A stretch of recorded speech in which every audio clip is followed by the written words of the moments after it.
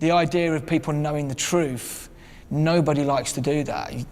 It's not in our world. In the rock world, you see it all the time. In our world, it doesn't exist. And it should, really. I mean, we've been doing this long enough. We've made a big enough impact now for this to be real. And there are real stories attached to this. So it's time to just have I don't want to do one documentary, so I want to tell the truth. Say it how it is.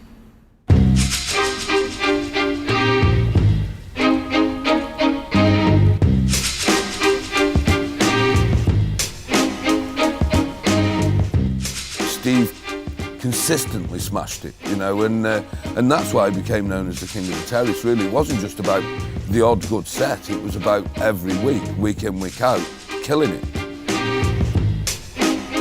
He definitely stepped out and took chances and risks. He had a handle on that dance floor and that space, the same way that, say, Danny Tenaglia had that foothold in New York on his residencies.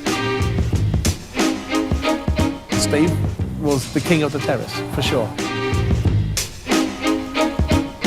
He was the real deal.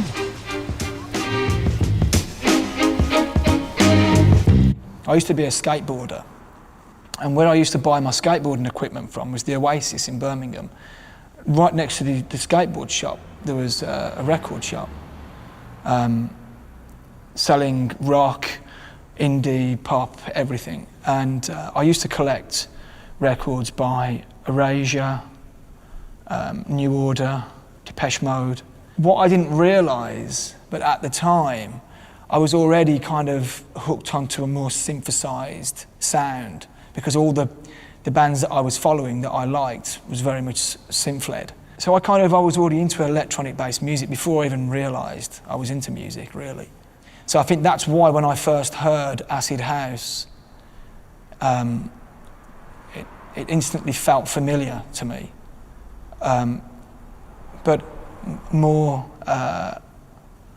mischievous, more mysterious. It felt more mysterious because it wasn't full of vocals and it wasn't a song. It was an instrumental, but it had as much, if not more, emotion somehow. There was another friend at the school I used to go to, Lowdeheath School, called Pete Gooding, and he was the only other person at my school that was into this kind of music. We would take tapes into a record store called Don Christie's. Don Christie's was predominantly a black music store, reggae, hip hop. But downstairs in the basement, they sold all this acid house. Some friends of mine told me, come to the Hummingbird. And I was like, yeah, but you know, I don't really get into clubs, I look too young. And they said, look, don't worry, they're not going to ask you for ID. They'll search you for drugs or weapons, but not for ID. And I remember walking into the room and there was people throwing shapes on the dance floor the way they used to. And there'd be a light cutting down with the smoke and you'd just catch a certain part of somebody moving in the room. It felt mysterious and it felt dramatic. There was something happening here. Nobody was embarrassed of the way they looked or how they looked dancing. There was a unity, which I later discovered was not just down to the music and the lights and the atmosphere. It was down to the fact that people were taking LSD and it was kind of bringing people together in this environment. There was no fear of fights, there was no fear of segregation, there was none of this going on. And that was something else that I felt comfortable with. You left there and that was it. You were hooked. I wasn't going to go to a normal party ever again in my life. I was probably on what was called the YTS back then, the youth training scheme, where you get paid probably the equivalent of £5 to go and work a whole week in a big, rich corporate company, taking the piss out of kids that just left school, saying it's work experience. But I kind of went through different jobs. I worked in a butcher's. I think that lasted 2 or 3 days. I worked in a factory, probably lasted a couple of weeks. And I worked in the accountants department at Severn Trent Water. And that didn't last too long either. And I wasn't very good with authority. I wasn't very good with doing something that I really genuinely had no interest in. And all I was really thinking about, to be honest, was music. but not at that point thinking it was something that I wanted to do for a career. It was just something that I really liked, and I just put a lot of my mind space into it, really. I remember buying some Memorex or some brand, like really cheap decks that had no pitch control, and they were belt driven. You couldn't really use them to mix, but I had a pair of those, which was all I could afford. And I already started collecting records, and I was trying to mix on these things. And eventually I took my dad into buying me a Technics deck, which was incredibly expensive. And he bought me one and I bought the other. He said he was getting into this music, could you have these decks? And I didn't know what decks was. To me, decks was a record player. And he took me uptown to show me, and they were so expensive. And I said, I can't afford to buy you two of those. He said, I'll buy the one, will you buy me the other? And I said, yeah.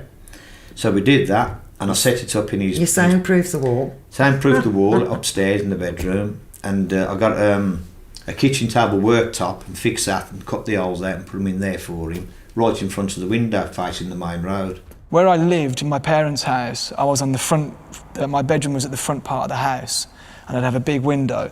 And the school I used to go to, Lode Heath, was just literally on the corner, so when kids would leave school, they would walk down past the house. And I actually set up my decks, built an actual DJ booth by the window, and used to envision this was a DJ booth and I was playing to thousands of people, and I used to open my windows and blast the music out so kids would look up to see what was going on. I not long just left school myself, but that was my first memory of playing on decks, was in my bedroom. And actually, I don't know why, but I could mix instantly. I remember a lot of my friends around me at the time took some time to learn how to beat match, and I didn't really have to learn it. It just worked for me. It was weird. We used to listen to mixtapes of DJs, and a lot of DJs at the time, the mixing was terrible, and mine wasn't. It was bang on, and I used to just think I could actually do this. At that time, I was smoking weed and, occasionally partying and whatnot. So a lot of my friends around me would want weed, and so I would basically buy a larger amount of it and then sell it to my friends. Off that bit of profit that I made, that was kind of how I got by, to be honest. Which, without me realising it at the time, it turned into a bit more than supplying just friends. I never felt truly comfortable with it, but I couldn't hold down a proper job, to be honest. And then I got arrested by the police. The police said they knew who I was, they knew what I'd been up to, and they had a warrant to search my house. They told me where they used to see me standing outside Shipley's Arcade, selling weed, and they said they knew me. My parents were at home. I think my uncle and my auntie and my grandparents were visiting. I mean, what a time for this to happen. Knock on the door, there's police dogs. My parents didn't even know I smoked weed or did anything at this stage. So to then have the police come round and say, your son is in a cell under suspicion of drug dealing, was probably quite a shock. They threatened him, told him that if he got caught again, that he would be going to court and probably go to prison. And he frightened him. I think at that particular moment, I think it made him realise that doing things like that could have ruined the rest of what he wanted to do for the rest of his life. So it certainly opened his eyes, but it's certainly not one of our proudest moments.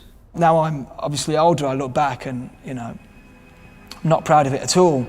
I just did what I had to do to get by, to be honest with you.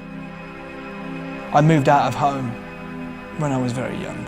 I have two older brothers, but I moved out of home first. I moved out in the latter parts of me being 16.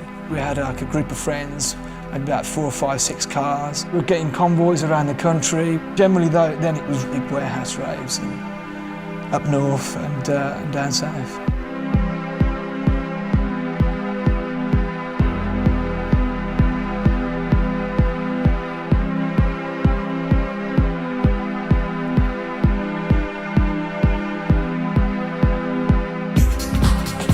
I was also doing illegal parties underneath the M42 motorway. It started out just me and a bunch of friends throwing a party in somewhere we used to smoke weed. I think the first one we did, there was probably around 50 people there. Then it just kind of grew really quickly into something really big.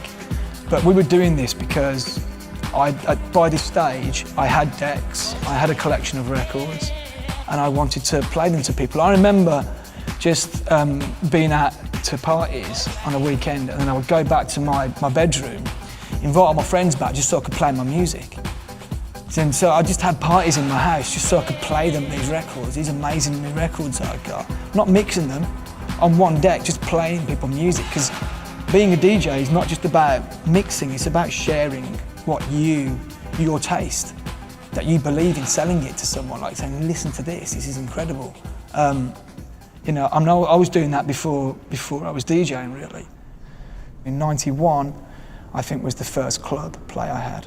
And that would have been under my name, DJ SL, which was my DJ name at that point, because that's the kind of names DJs had back then, you know, so.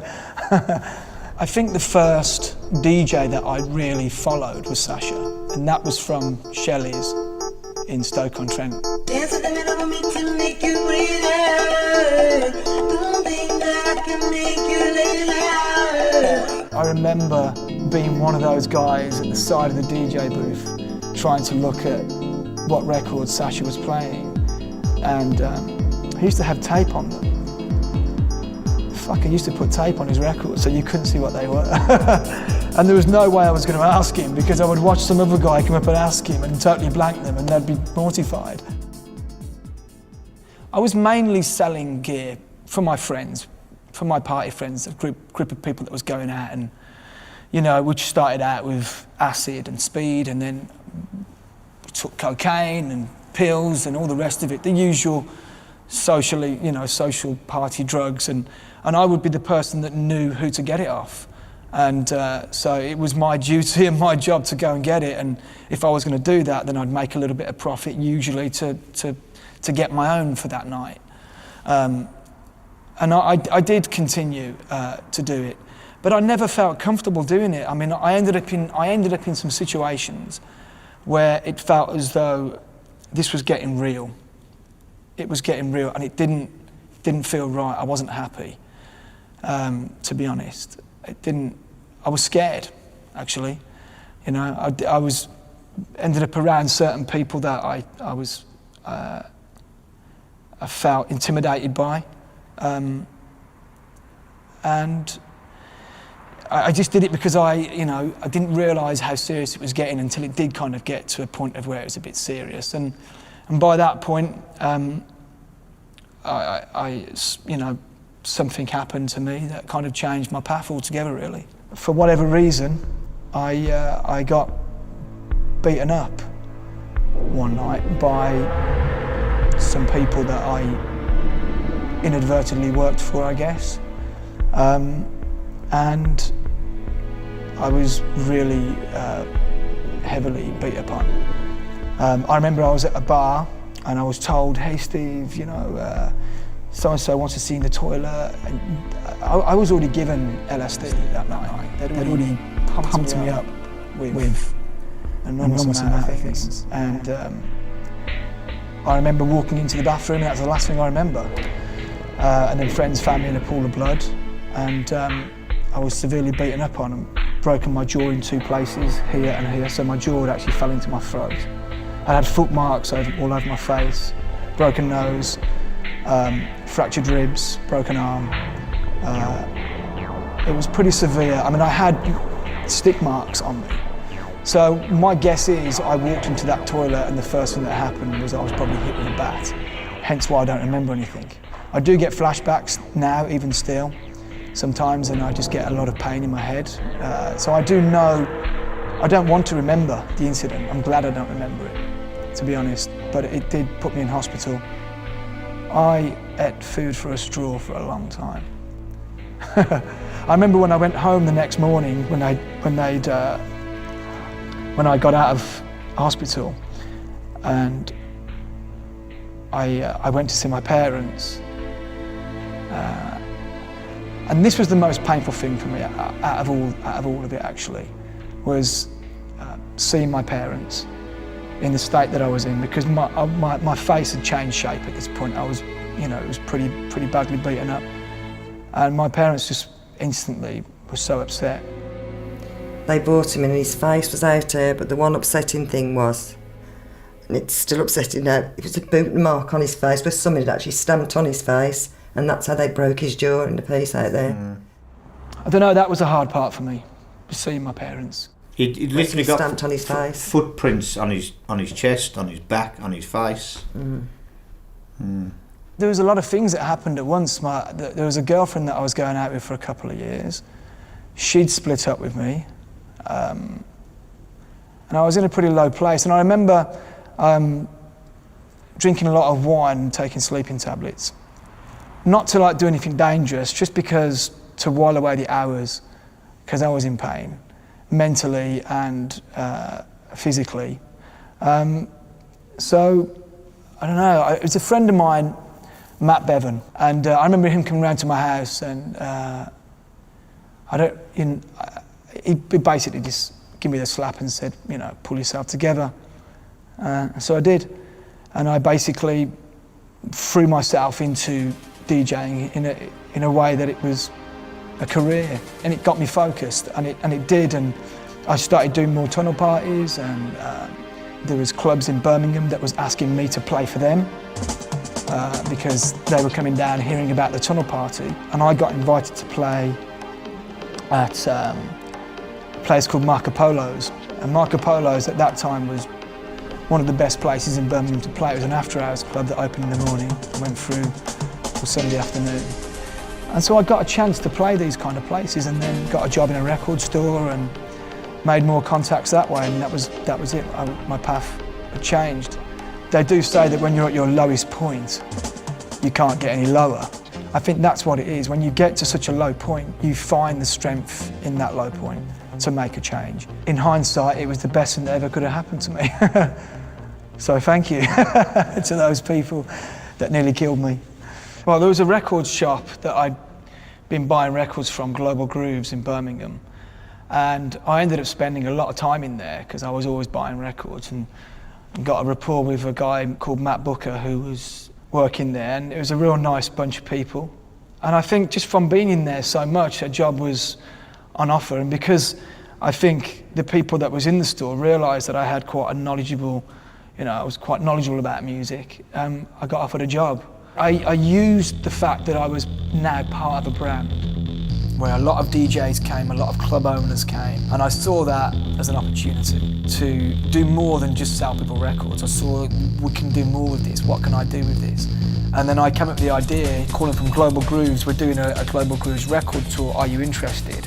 Straight away, yeah, absolutely. Who are you going to bring? And I would say, well, the two DJs that work in the record shop would come along with banners and flyers and all the rest of it. And all of a sudden people would be interested. And I used that to get myself working. And I would go and play in a club in Derby or in Hull or wherever it might be around the UK, because this was a UK tour. It was another way for me to all of a sudden get gigs. Everything that I did was about getting gigs. I was DJing as much as I could, but not every week. So I was still going out to clubs. We would go to Renaissance, Mansfield, and see some of the most incredible DJs play. Ian Owasia. Sasha was at his absolute finest at this point. Clubs got a bit smarter. It still remained its raw, integral point, which is the dance floor and the sound and the lights. But you didn't come out in the morning covered in shit. It was a lot more organised, but essentially we were doing the same thing.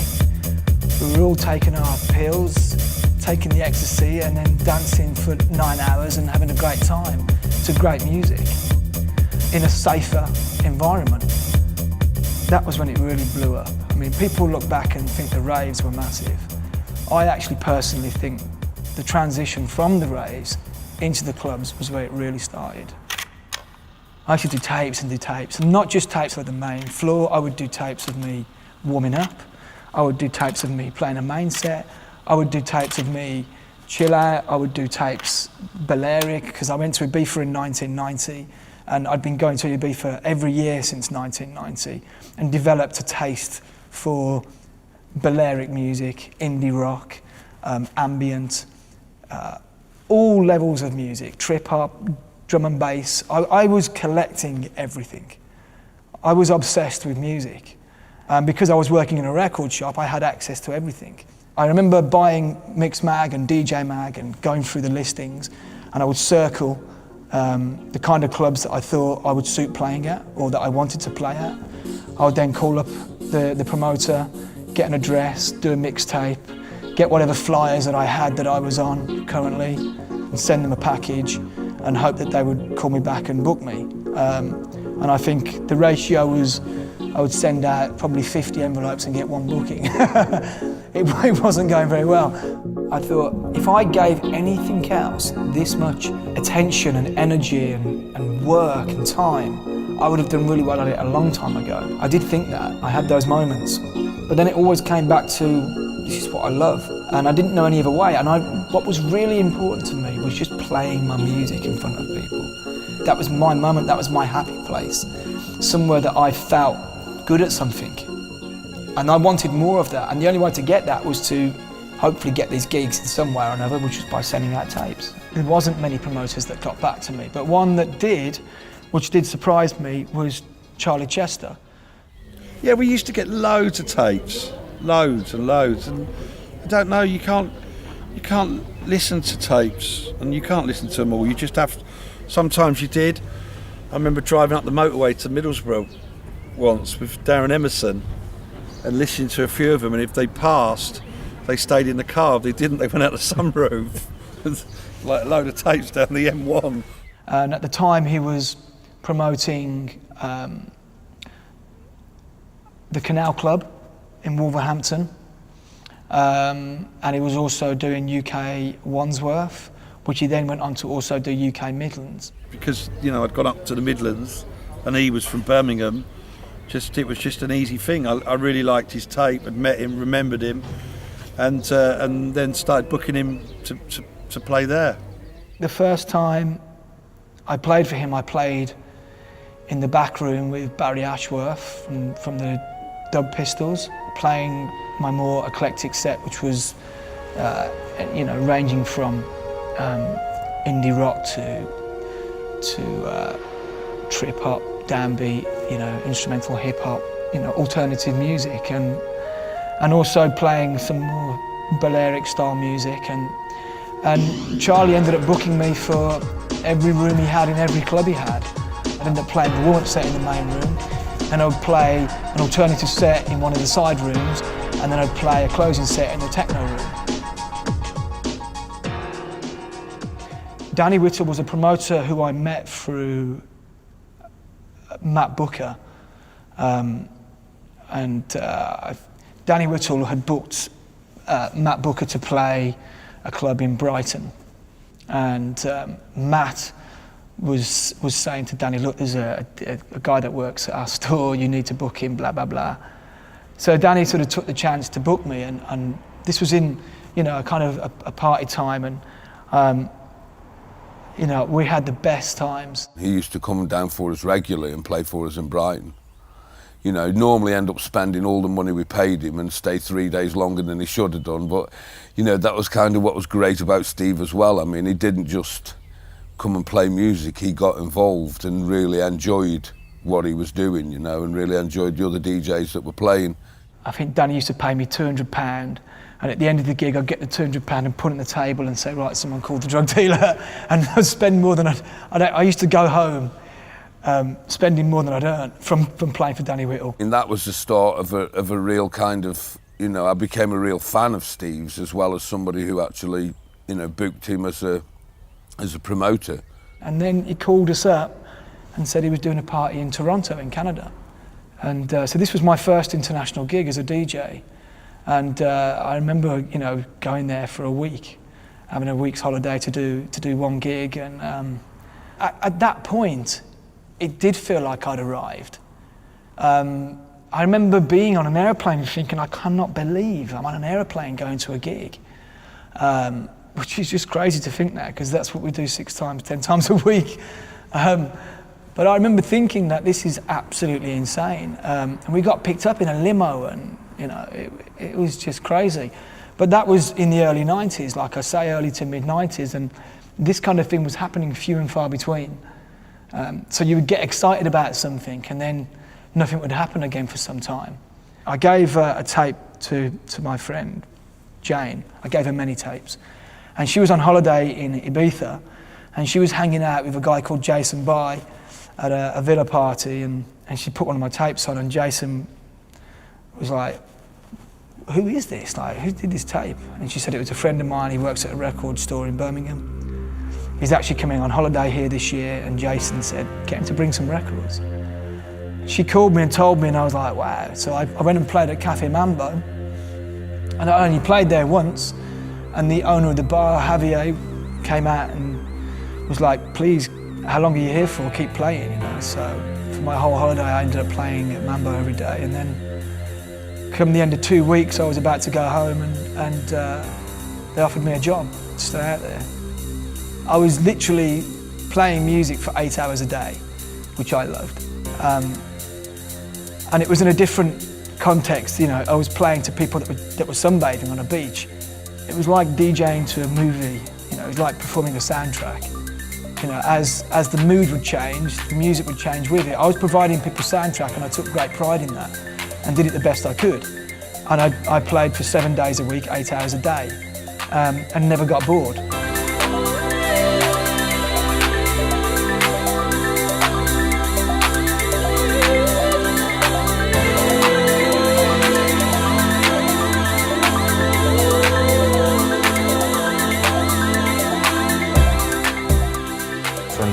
Hearing him play at Mambo, playing Sunsets, playing his 12-hour sets at Mambo, and I knew then Steve's musical history and taste and depth was pretty special. To do that job is trains you as a DJ incredibly well, and Steve's come out of that role better than anybody. I loved that job. It was great, and having the opportunity to do that also put me in front of a lot of promoters. At that time, all the biggest promoters of the clubs in the UK were hanging out at Cafe Mambo. And so I was getting a lot of inquiries to play. I ended up being booked to play the Roof Terrace at Pasha. So I would play for 8 hours at Mambo. I would have some food, and then I'd go and play for another 6 hours on the terrace at Pasha. So that's like 14 hours set. Darren Hughes, who was then the promoter of Cream,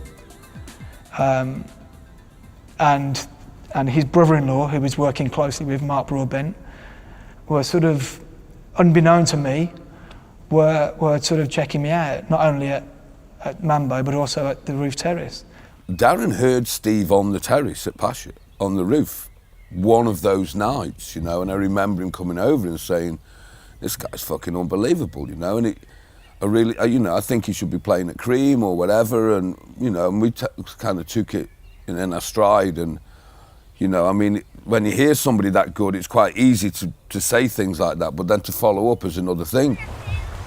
He was a natural. There was, once I did that, there was no going back. What was also happening was a lot of promoters in Ibiza would say to me, here's my business card, give me a call when you get back, I want to book you. And a lot of them didn't, and it was a lot of broken promises and empty words. That was what kind of broke me, I guess. That was what kind of made me think, fuck it, I'm done. I can't do anymore. I can't play any more fucking hours. I can't, it kind of sucked it out of me a little bit. And that was the year I caught pneumonia. And I had to go back to England to go to hospital. He just works so damn hard, and that's why I think, when you see Steve, he deserves everything he has, because I don't think I've ever really seen a DJ stick at it and work that hard consistently for so long. I really was at another low point in my life, because I'd left the record shop, and after working in Ibiza, in those days, and the owners of Mambo will be the first to admit it, you didn't really get paid. You got fed and you got a roof over your head. That's what we got paid. for playing at Cafe Mambo. So when I came back, I didn't have a job, I didn't really have a great deal. My parents used to bring round carrier bags of Tesco's food, and that was kind of how I survived at that point. He wouldn't have any money off us. If he'd got none, but we'd get him shopping, he'd have that. We got some bag of food there for you. But if you give him money, he didn't want it, so I'm okay, I can earn my own money. And I was starting to sell my records. That's what I did to get money, which I would never have done before that, you know. And I was going to sell the lot and be done with it. And then Darren somehow got my contact details and called me, asked me to go to Liverpool for a meeting and to play a gig to see how it went. I went and played one gig, and then the second gig he said, right, you're going to play New Year's Eve, 3 till 6 in the courtyard after Paul Oakenfold, you know, who at the time was the biggest DJ on the planet. We just booked every single person we wanted there, you know. Yeah, you had to program the 2 rooms, you know, 3 rooms, whatever. You had to, but there was so much talent, you know, so excited, so many people to choose from, really, you know. Initially, Carl Cox and Laurent Garnier were kind of the only sort of underground DJs that Cream booked. They would put them in the Annex. The Annex was like this underground haven within Cream, and that, again, that underground exploded, and within sort of a year, Darren decided, you know, rightly or wrongly, maybe suicidally at one point, you know, he put the Ballistic Brothers in his residence, and he made some sort of dangerous but brave moves, but he was trying to prove a point. At the time, Cream was the clubbing brand, the biggest clubbing brand, and they were doing big shows on Radio 1 in huge events all around the country. I mean, this was Cream, this was huge. So I didn't take this lightly, and I spent a month, 2 months, 6 weeks, whatever. I spent a long time going through records. And the best way to be a DJ is to know your music. You know exactly when to start mixing the next record. You know when to drop the bass out of this record and then bring the bass into this record. You just know your music. You know what you're doing. And so I was organising my record boxes. You know, I just made sure that I was prepared. And I went and did the gig, and it was amazing. I still honestly do remember the gig. You know, and it was just like, why was I finishing the courtyard? Why was I playing the big set just on my second gig at Cream?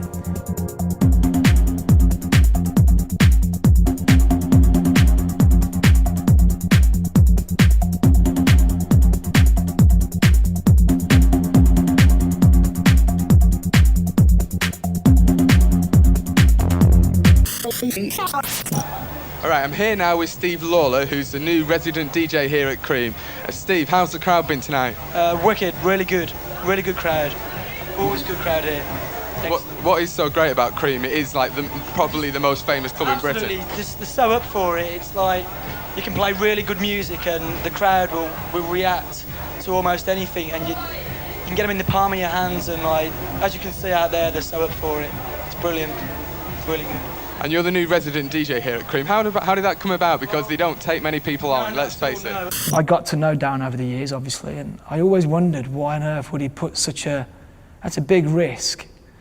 You know, in those days, it was all about the big names. Steve was the best DJ. I got asked this on Sunday.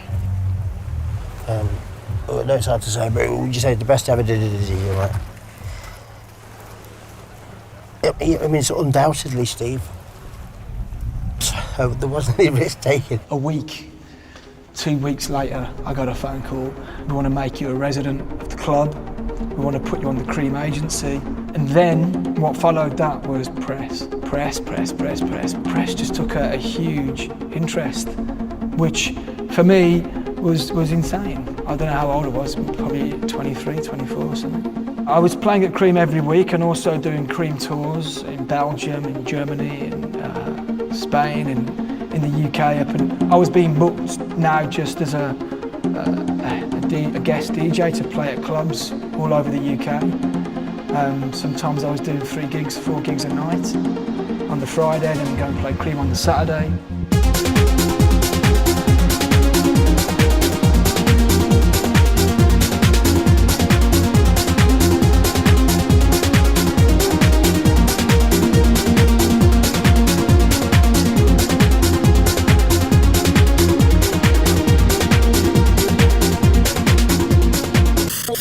This week's Top 10 Tasty Tracks has been chosen for you by Steve Lawler. He's been a regular at Space, Pasha and Amnesia in Ibiza, and you can catch him there this summer with Cream. He's guested at the Ministry, Outra Vegas, Miss Moneypenny's, the Canal Club, and basically anywhere with any clout. Catch him at Full On at Cream on the 30th and 31st of January. He's definitely one to watch.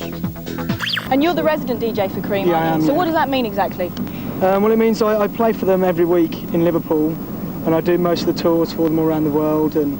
And when they do out here in the summer, I'm sort of resident for them out here as well. So you're a bit of a jet setter? Every week, absolutely, yeah. How many times do you fly a week? 3 or 4 times a week. Wow. Right, well, we're here now with Steve Lawler, who's one of Cream's brand new residents, and you're being touted as the new Sasha, aren't you? So how does that make you feel? Everyone's going on about how wonderful you are. Is your head going to explode? Well, it's a nice compliment, be compared to Sasha, of course, because you know he is like one of the best DJs in the world. So it's good. It's nice. You can live up to the hype. I hope so, yeah. Are you surprised at the stardom and the celeb status of DJs over here and back in England nowadays? Yeah, never sort of, I mean, when I started DJing in 90, I'd never had any idea it would turn out like this. I don't think anyone did really. But it's nice.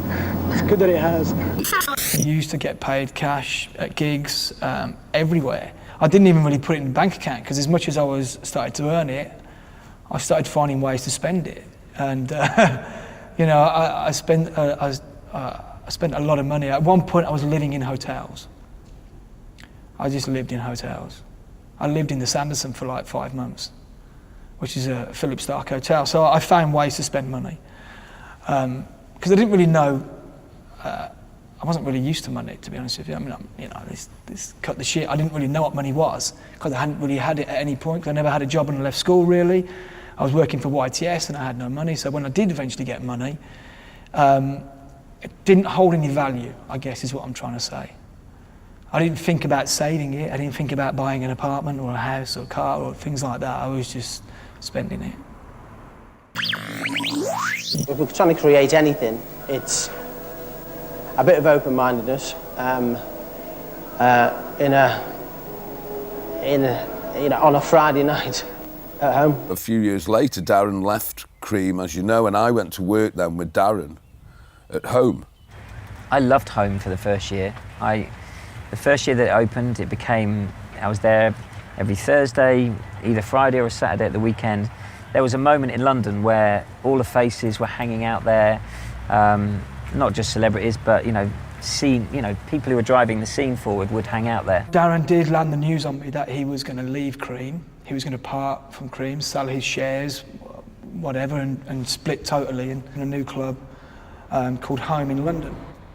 I didn't want to leave Cream, but for me, Cream was Darren Hughes.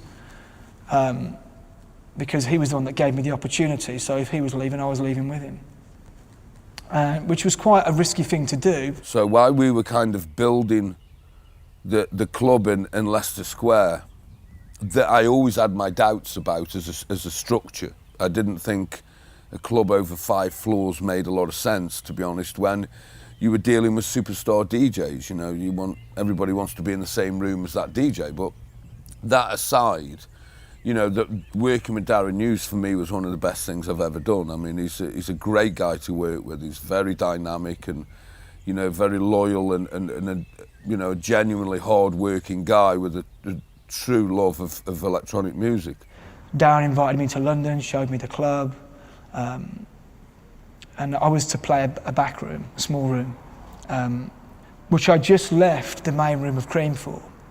I think it was only then did I think about what I'd done.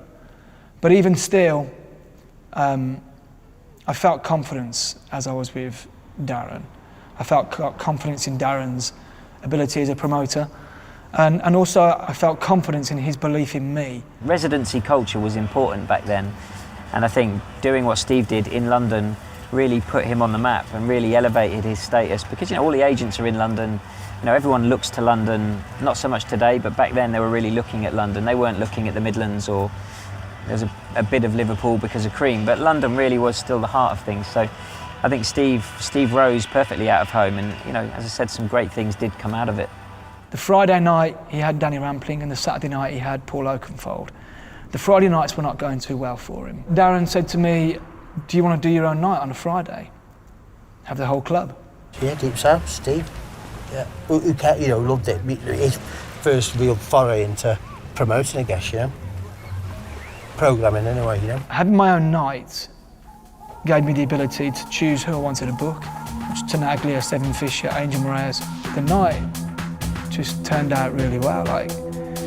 It surpassed the numbers on a Saturday, which was Oakenfold's night. It was his baby Deep South. It was a little, like a little lifesaver really, what was going on with them, Something that had a flicker of being tasty, When I first went to Cream, I felt as though that was the beginning of my career. When I first went to Mambo, I felt as though that was the beginning. When I first got a job at Global Grooves, I felt that was the beginning.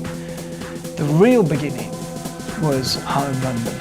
That was when I really felt as though I was at my best, as a person and as a DJ. At Cream, I was the resident, and I was playing some main sets, but mainly I was still warming up for big guys. I became a big guy at home.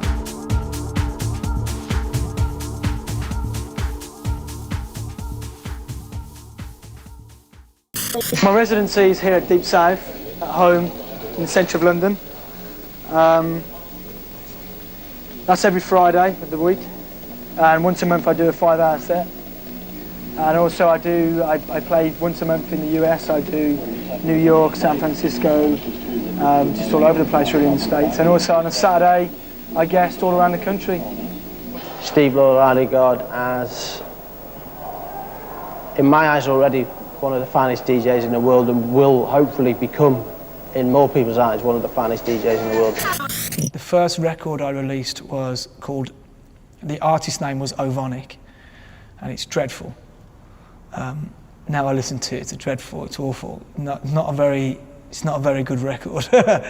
Then I released under the name Novocaine. I also released under the name Chameleon. Until eventually I just started releasing music under my own name. The Dark Drums albums did really well, which was on an underground techno label. And Global Underground started to show interest, and around that time I had a record that came out. It was a vocal track called Rising. Weirdly enough, it got into the top 40. I hear the ocean beat upon the shore outside my room, calling me up. I've always told the artists that are on my label, it's a combination of releasing great music, that doing well, having a residency or having, gigs, the right gigs, all these things coming together. And for me, that's what happened. I had my own night called Deep South at home in London.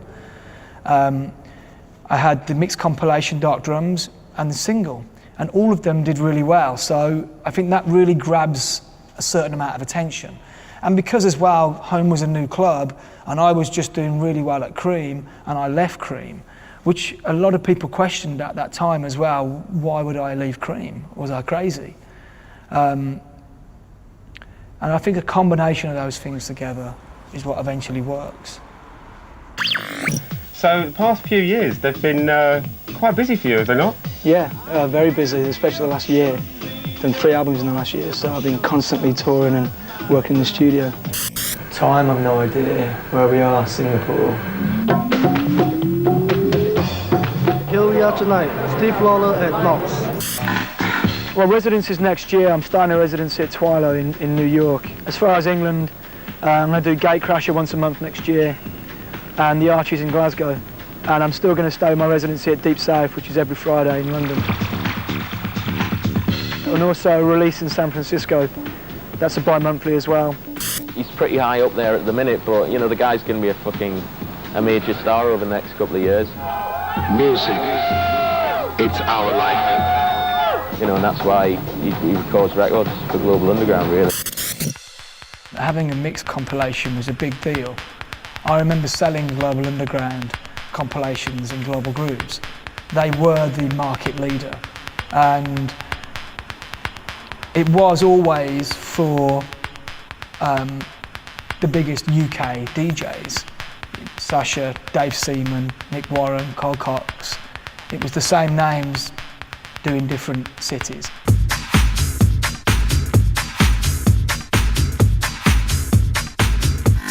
We would work with the DJ, we would pick a place we both wanted to go to. We would go with a photographer. We'd probably take a journalist from, say, Mixmag or DJ, or latterly maybe some of the German magazines or even some of the American magazines. We'd do like a big jewel case, big double thing with a big booklet. They really got the marketing right, they conceptualised what they were doing very well. They made it global. I remember reviewing Nick Warren live in Budapest, actually being horrified that it wasn't actually recorded live. I was pretty upset by that, and I think I said that in print at the time. But either way, those guys were very clever at what they did, and when you look back on some of those compilations, they stand the test of time. These were real moments and game changers, almost like pillars of evolution of the scene, and that was kind of like our internet back then. You know, deep dish live from Buenos Aires on a mixtape. Now I can hear that on the internet, but you couldn't do that at the time. I think they were very much a part of, through marketing and compilations, globalising electronic music when you think about it. They approached me because they had the idea of doing a new series called New Breed, which was them wanting to introduce a new breed of artist. What's the one thing that can make a crowd go even crazier when they're jumping, climbing up the walls? Put your hand on the record and look at them. And then just play a kick drum. You don't need to play the coolest track that's never been played. Just play that, you know? And that was this whole physicality that came back into the music. We chose DJs that we really felt were doing something different. And that sound, that tribal, percussive, bass heavy,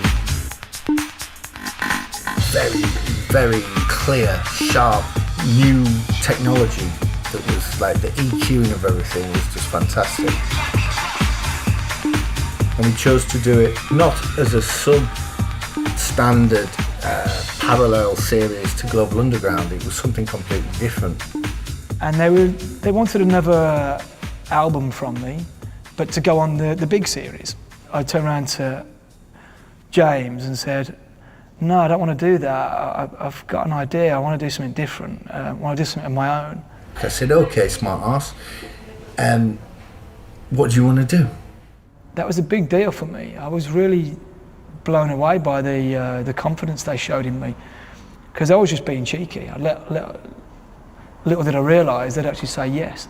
And me and James came up with the idea Lights Out from an inspiration from myself of going to an old Sound Factory party and DJs like Tenaglia that would just have all the lights in the room go off, and and he would get out these huge torches and just the music with the atmosphere. It's always about the atmosphere, and it was gays and straights, and the real mixed crowd, and gimps hanging from the ceiling and transvestites parading around. It was just incredible.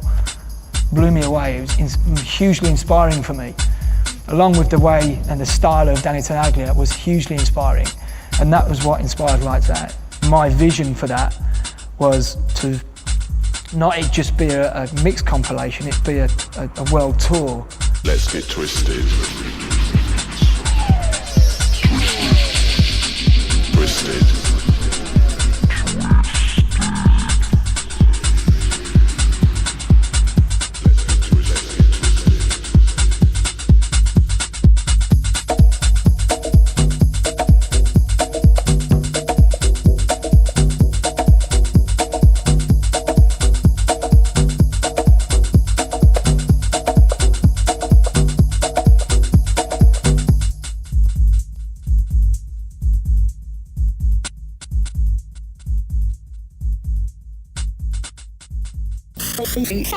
Steve Lawler's highly anticipated new mix CD is here. It's called Lights Out 3. And it follows on from, of course, Lights Out 2, which followed on from the album that was simply called Lights Out. I get it. Credible dance music was suddenly championed by all of the music press. And I think at that point, people like Steve Lawler started to come through that. That, to me, is when Steve was sort of coming through, was off the back of this much more credible sound becoming championed by the by the British press, because to me, Steve is that example of a DJ who managed to walk this very, very clever line between being one foot in the underground and being much more sort of inventive with his art form, but being very mainstream as well, or appealing to the mainstream as well. Steve was slowly but surely was climbing the ranks of DJs to become someone that people really wanted to come and hear and see. Them kind of demigods that were at the top, Sasha, Digweed, Tenaglia, Oakenfold and so on. And it really did feel like nobody was going to surpass them. There was kind of no room for anybody else, and it's down to Steve's hard work and commitment and his ability that he did break through in the end. There was also at the same time, when we started Home in London, was the Home residency in Ibiza at Space. And then he became very popular as a DJ in Ibiza on the terrace of Space. And his sound really started to develop into something more substantial, to the point that Danny Tenaglia also was supporting and playing a lot of Steve's sound at that point. The real success story of those early years of Home at Space was Steve on the terrace. I mean, he literally became known the king of the terrace and was the king of the terrace by a mile. There was nobody, not the big boys, whether it's Tenaglia or whoever, could actually rock that terrace like Steve did. You'd get the odd Carl Cox gig on there when you don't expect Carl play the terrace because he's a techno DJ and he'd play inside.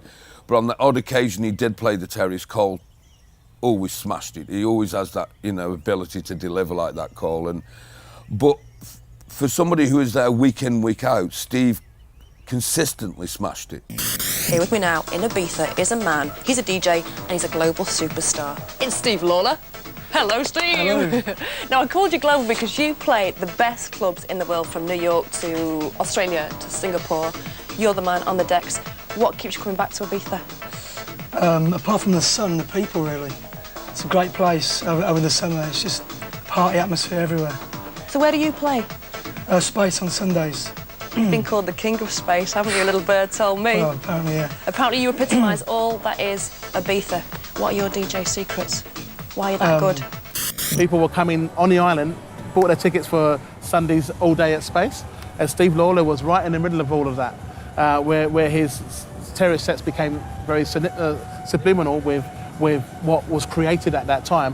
And also, I was also on the terrace at the same time, so between me and Steve, I put the president on the terrace to begin with, and then Steve took the ball and completely run with it, based on that. I then came out of the terrace and went inside on Tuesdays, and then Steve became, the numero uno on the Space terrace based on his music and his sound. Carl Cox is a legend, by far one of the best DJs on the planet. He's an inspiration to all DJs. I got to the point where I was playing side by side with Carl, and the room that we were playing together became my room. That was really an amazing moment for me, and it just went to a whole different level. Steve had that place locked down week to week for many, many years. He knew what to do. He knew how to throw the right record in at the right time. He controlled it. He controlled it in a way that nobody really, in terms of that terrace, has kind of done since. All the power to Darren Hughes, who gave him that role, and for Steve to jumping in and delivering consistently, week after week. It was Steve's terrace, really, and yeah, he took the opportunity and made it his own,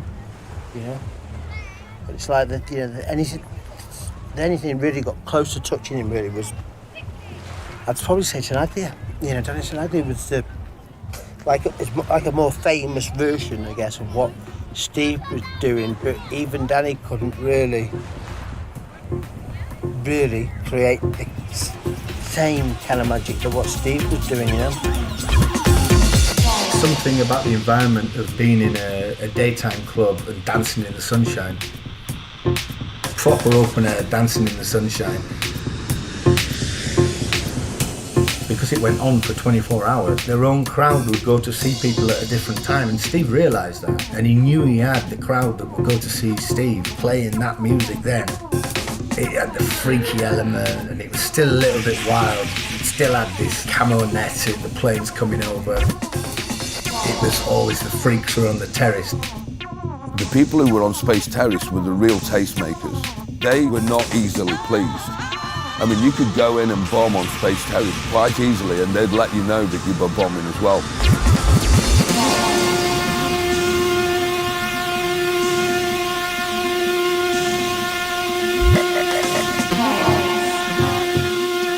You had to have pretty big balls, really, to step up there on a weekly basis and lay it down and just kill it like Steve did every week. He firmly established himself on the international scene from that platform, for sure.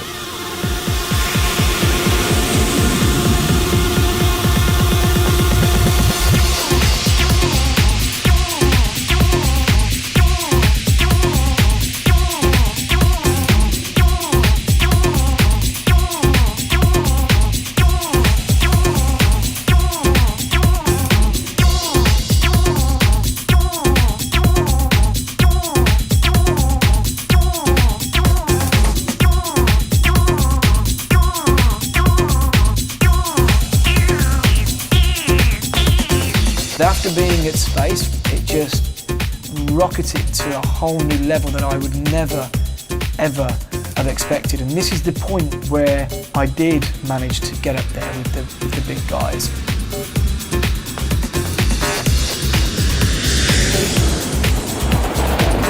That's it, Stevie. He's just landed in his jet. This is your entertainment, and tonight we have the opportunity to sit down with a progressive house giant.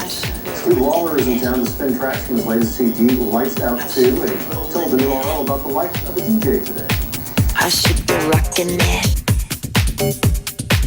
I should be rolling it, rocking it. Rolling it, rocking it. This is our jet to Miami. Loving it. Loving that.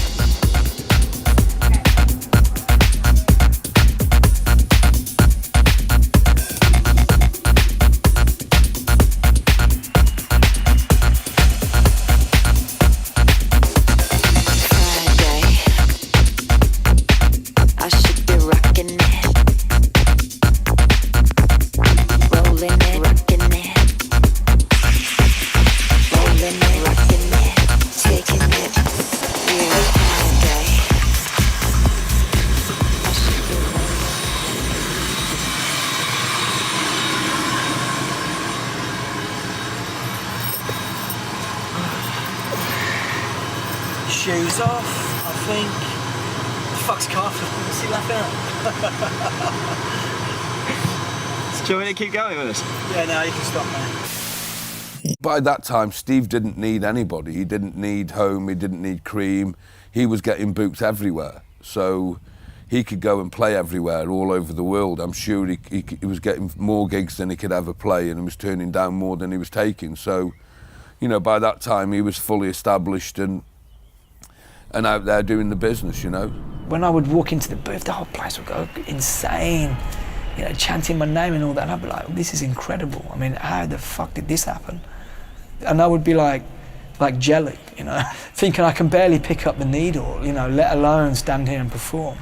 And then suddenly he's up there, you know, being called the Son of God and, you know, all these sort of nicknames and literally people chanting his name. When other DJs were DJing before Steve, they were shouting for Steve. I mean, it must have felt awful for that DJ that was playing, knowing that the crowd are there just waiting for Lawler to come on. After the success of my residency at home in London, when the club finally closed its doors, I decided I wanted another residency in London. A night called Harlem Nights at a club called The End in the centre of London. I would have a support DJ that would open the club and play till 12 o'clock. And then I would go on from 12 and play till the club finished. And I used to play anything between 6 or 8 hours. And this ran for 7 years. That was all going on at the same time as I was on the terrace in Ibiza. I was living in a hotel in London, partying, it was good times. I was at the high point in my career, and I'd finally got to where I'd always wanted to get to, but I didn't ever think that at the time and realise it.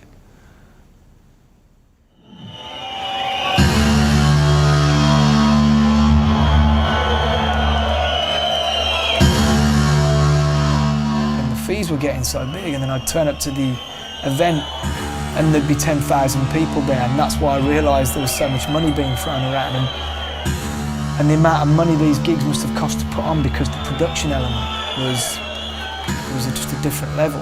And that's when I started to feel the pressure of just turning up and all that being on you.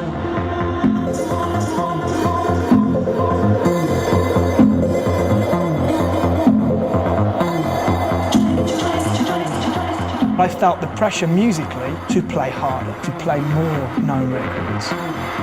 So even though the gigs were amazing, I felt it changing me as a DJ. Actually, it did change me as a DJ. It changed the way that I played. I was playing shorter set times and I was really having to bang it from the start. The whole set would be more geared around big records. You don't want to let anyone down. So I started to play more anthems myself.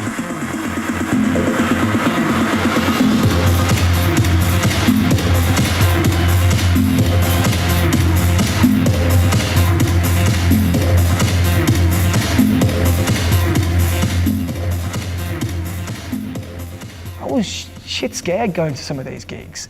You know, I was like nervous about playing at some of these gigs. I would be nervous before I go on.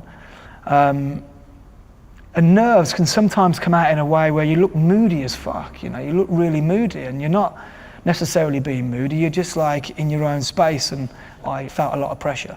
And the only way that I saw fit dealing with it was doing what I knew, which was getting high, basically. There was definitely a time where I don't think Steve was comfortable in his own skin. I think I probably got a bit of a bad rep at one point.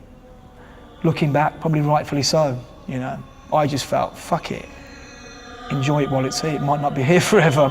1 minute I was high, next minute I was down, high, down, high, down. And I started to get bad press, getting good press. Probably more than anyone, I forgot about all the hardship and just went with it. I wasn't being the nicest guy. I was probably rude without knowing it to some people. I turned into a cunt, basically. No. It didn't. Not at all. How can anyone, it's the opposite of that. It couldn't have, it could not have been as it was, right, if Steve was a good, it couldn't, you know, it wasn't that. It must be difficult when you've worked so hard and then you achieve such acclaim to keep your feet on the ground. And the good thing about Steve, at the end of the day, you know, it went round in a circle. He realised where he'd been and what he was doing.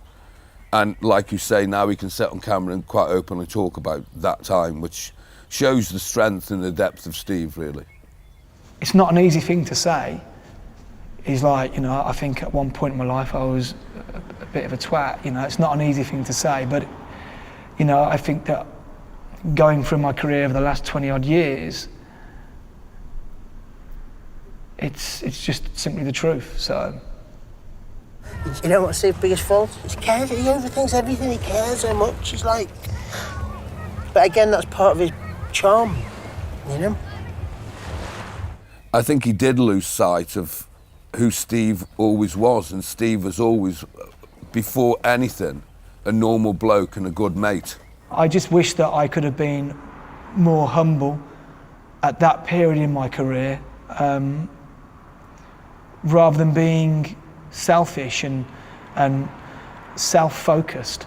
The amount of money people are making or were making, and then, I mean, I think Steve will tell you, you know, I know what he was making before we did an album with him, and I know a year later when we asked his manager at the time, or booking agent, to do an album with him, to produce the own album we were doing with him, it was about 4 times more, of which we were responsible for. What did go wrong was I started to go, how much is that gig? I didn't care about where it was, I didn't care who it was for, I didn't care about any of the logistics, I didn't care about anything. I was just really caring about the money. Now, that is also hard to be honest about and admit, because it's an awful thing to say. It's awful to say that money mattered like that. But it did at one point, and I started to make the decision to go where the money was, as opposed to making the decision to go where the quality was. Because they don't always match. Sometimes they do, but most of the time they don't. That time was a very hedonistic time, and a lot more of my time was being taken up by just touring and partying. A lot less thought was going into my DJing. And what had started to happen at Space in Ibiza, Space was a long party, and I would be playing the last 2 hours on the terrace. And so I was following DJs, amazing DJs, but they're more based, it's a different style of music. Their set was built around a party, you know, sort of hands in the air vibe. I would go on and think, okay, how do I continue this energy? And I ended up becoming what I class as a cheesy DJ for at least a year, maybe 2 years even. And also I was playing the same records all the time, from that year to the next year. And I wasn't putting as much time into it because I was too busy getting wasted with friends in a hotel still on Wednesday after Saturday night. And I wasn't putting the time in, and I lost that love for DJing. It was all of a sudden, it was a job. And also, it wasn't making me happy. So I said, fuck it. I don't care, fuck it.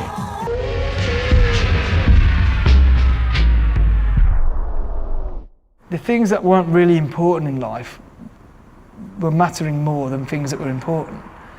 And I noticed that I wasn't as happy playing some of the gigs that I was playing. I wasn't happy with the life that I was living, and I wasn't happy with the way that I was being perceived in some ways. So I just made a change, but I did definitely make a conscious change. So I decided to play how I wanted to play in bigger stages, and it wasn't going down very well. And so that promoter wouldn't book me again. And I definitely went through a stage of frustration, and without a doubt, I think I pissed off a couple of promoters along the way, and so I was in a bad point, a low point in my career for work. But in that change, I was a very happy person. So it was kind of funny that I'd achieved the things that I wanted to, including money, and that didn't make me happy in the end. And then when it was taken away from me, I was quite happy again. I chose to make a conscious decision to go in smaller rooms and to do these sort of clubs where I could be more free as a DJ. What that ended up doing was putting me in a position where I could end up doing big stages, doing what I want to do. A couple of years of not playing exactly how I wanted to play and not being the person that I wanted to be was quite a big impact on me. It left quite a big scar, and it really taught me a lot and showed me what's important.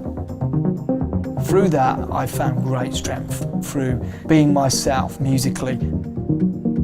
Giving the same focus on what I wanted to do, the same focus that I had 10 years before when I wanted to become a DJ, when I wanted to break the big circuit. I had that same focus all over again, but for a different reason. To push what I believed in musically onto a bigger scale. It matters to me for things to be real, and it be for the real reason that you love something. Integrity is important. By me taking myself back into my environment where I was more comfortable, where I was doing something I loved, I could shine again.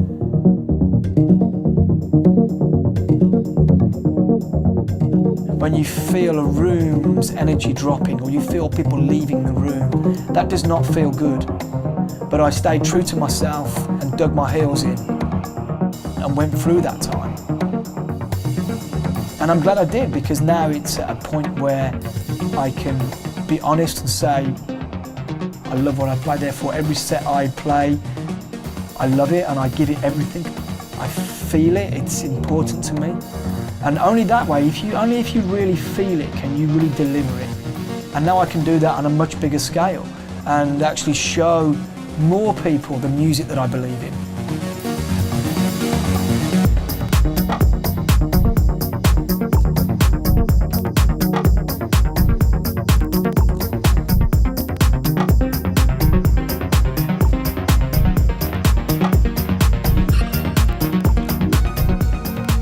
Yeah, and listen, Steve was always a connoisseur of what he was playing, at the end of the day.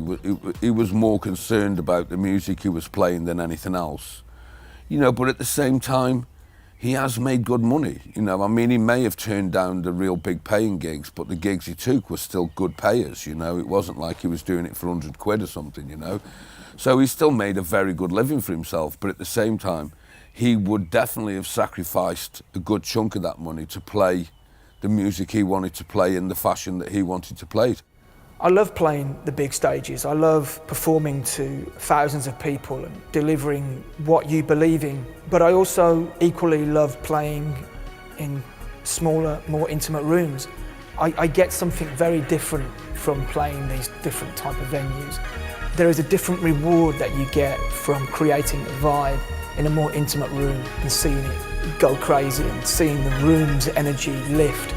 And when I came out of the residency from Space, it was time for me to do something new, for a new challenge. And Sankey's came to the island. It was a new venue and it was the perfect setting for what I had in my mind that I wanted to do. Having a residency, I always believe, is about one thing, and that is creating your own vibe and creating something that is associated to your style of music and what you believe in and pushing your sound. And that's what a residency is about.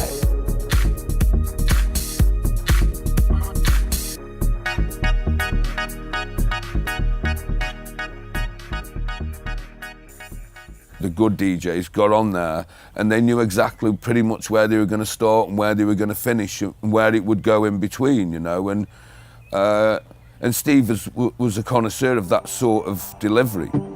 I've always seen musical programming as the most important part of a DJ's skill, is knowing what to play and when to play it. There's no doubt in my mind that you could hear the same record played amongst these records or played amongst these records, and that same record can sound very different. So you can make music sound better, or you can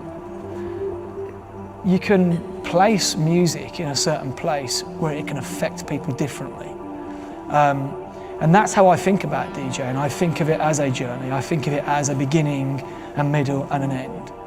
The best feeling for me as a DJ is when you play a set and you'll get to a certain point and you just feel it in the room. You just know the room's ready.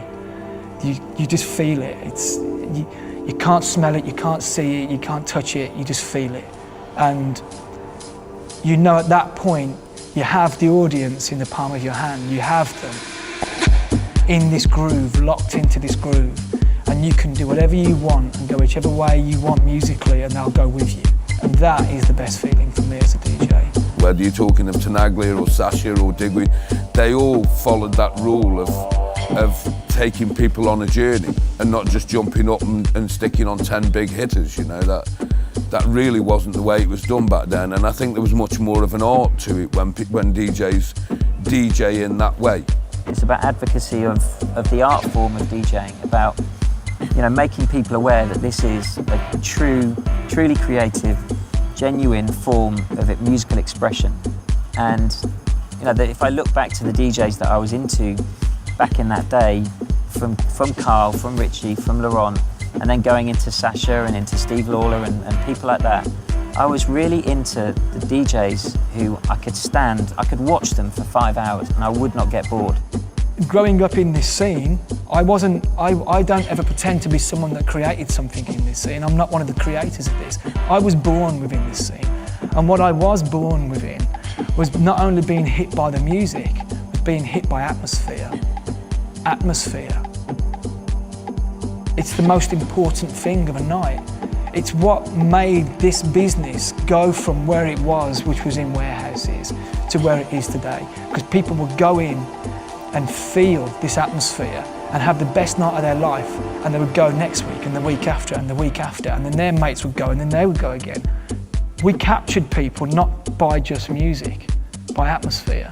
And that was a combination of the music, of the lights, of the smoke, of the people, of the drugs. And it was the right combination that just brought this whole thing to where it is today. And that's what I grew up in. There are artists out there now pushing the creativity of DJing to such extremes that it's almost unrecognisable from the early 90s. It's still about moving the crowd and making huge crescendos and strong moments that people will remember, and seeing that impact in a crowd, that's still very much there. But I think the craft has changed a lot. But I do think we can all be very proud now that DJs are, I think, accepted shoulder to shoulder with rock stars. It's happened, it's real, and all of the people in this scene who've spent 20 years making that happen should be very proud of that moment. I don't want my music to be just loved by a minority of people. I want my music and my passion and my style of DJing to be loved by a majority, but on my terms, based on what I believe in, not because I've changed what I've had to do to appeal to a bigger audience. That has no interest to me. I dabbled in that for a very short period and realised it was empty and it meant nothing. And without the meaning of what I do, there's no point. There's actually no point, because I can do something else and do well, or choose not to. And that's what I believe the word art comes into it. That's where I believe it becomes an art form.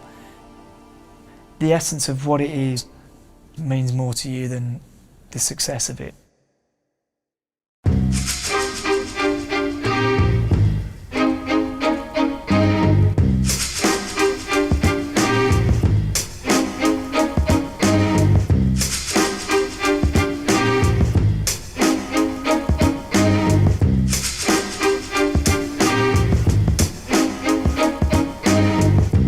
Giving up is hard to do when you